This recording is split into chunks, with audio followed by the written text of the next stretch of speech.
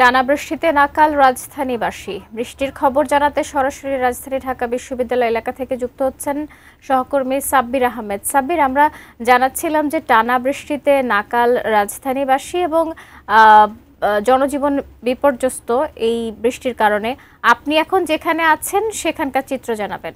5 দিন চলতে পারে। আপনারা জানেন যে বঙ্গোপসাগরে একটি নিম্নচাপ সৃষ্টি হয়েছে এবং পাশাপাশি মৌসুমী বায়ুর প্রভাব রয়েছে। এই দুটি কারণে মূলত এই টানা বৃষ্টি হচ্ছে এবং শুধু ঢাকা নয়, রাজধানী ঢাকার বাইরে সারা দেশব্যাপী এই বৃষ্টিপাত হচ্ছে। কিছু কিছু জায়গায় দমকা হাওয়া সহ ঝোড়ো হাওয়া বয়ে যাচ্ছে এবং বিশেষ করে নিম্নাঞ্চল যে জায়গাগুলো রয়েছে এবং উপকূলীয় যে অঞ্চলগুলো রয়েছে সেই অঞ্চলগুলো কিন্তু এই বৃষ্টির কারণে নানাভাবে ক্ষতিগ্রস্ত হচ্ছে এবং বৃষ্টি কখনো থেমে থেমে আসছে, আবার কখনো ঝুম বৃষ্টি হিসেবে আসছে এবং সবচেয়ে বেশি ক্ষতিগ্রস্ত হয়েছে এই মুহূর্তে ফেনীর উপকূলীয় যে অঞ্চলগুলো রয়েছে এবং ফেনী এলাকায় আমরা যতটুকু শুনতে পেরেছি যে গেল দুদিনে প্রায় 440 মিলিমিটার বৃষ্টিপাত রেকর্ড করা হয়েছে এবং পটুয়াখালীতে যে বৃষ্টিপাত হয়েছে তা গেল 4 বছরের সর্বোচ্চ বৃষ্টিপাত রেকর্ড করা হয়েছে।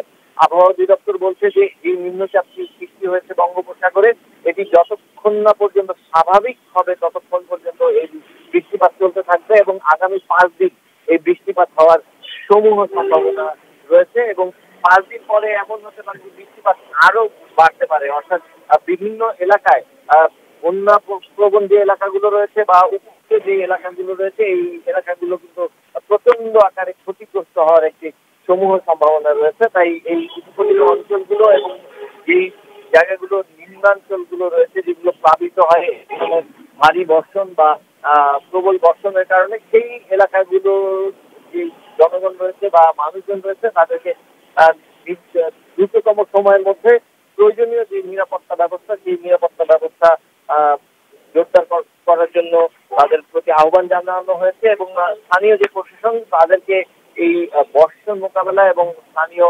জনগণকে নিরাপদ দূরত্বে ছড়িয়ে নেওয়ার জন্য তাদের প্রতি নির্দেশনা দেওয়া হয়েছে এবং যে বৃষ্টি হচ্ছে এখন এই মুহূর্তে কিছুটা কম বৃষ্টি হচ্ছে, কিন্তু কিছুক্ষণ আগেও কিন্তু মিনিট 5 আগেও প্রচন্ড বৃষ্টিপাত হচ্ছিল এবং পুরো রাজধানী জুড়ে এই বৃষ্টিপাতের কারণে বিভিন্ন জায়গায় জলাবদ্ধতার সৃষ্টি হয়েছে এবং যে কারণে যারা যে গণপরিবহনের সংখ্যা কিছুটা হলেও কম দেখতে পাচ্ছি আমরা। এবং আপনারা জানেন যে সিএনজি চালিত যে অটোরিক্সাগুলো রয়েছে যেহেতু এগুলো গ্যাসের চালিত, এ কারণে যে জায়গাগুলোতে জলাবদ্ধতা রয়েছে রাজধানীর যেই সড়কগুলোতে যে ধরনের জলাবদ্ধতা রয়েছে সেই সড়কে চলাচলের ক্ষেত্রে তাদের কিন্তু বেশ ভোগান্তি পোহাতে হচ্ছে।